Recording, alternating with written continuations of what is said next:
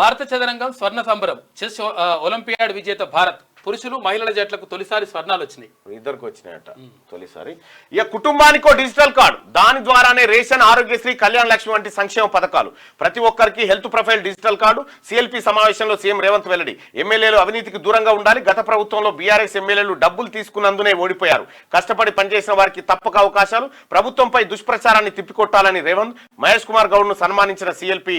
పార్టీని ప్రభుత్వాన్ని సమన్వయం చేస్తానని మహేష్. సిఎల్పి భేటీకి పలువురు ఫిరాయింపు ఎమ్మెల్యేలు వచ్చిరని చెప్పి చెప్తా ఉన్నారు. ఫిరాయింపు ఎమ్మెల్యేలు ఎవరు రాలే, వాళ్ళు బయట కలిసిపోయారు తప్ప. కానీ నేను అలానే ఉన్నా కదా, నేను అలానే ఉన్నా. ఫిరాయింపు ఎమ్మెల్యేలు ఎవరు రాలేదు లోపలికి.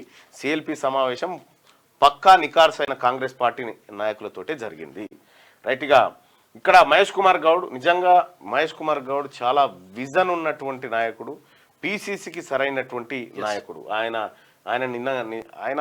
వే ఎట్లా ఉందంటే, రాహుల్ గాంధీ కాంగ్రెస్ పార్టీ ఐడియాలజీ దానికి ఆయన చాలా సీరియస్గా చెప్తా ఉండు.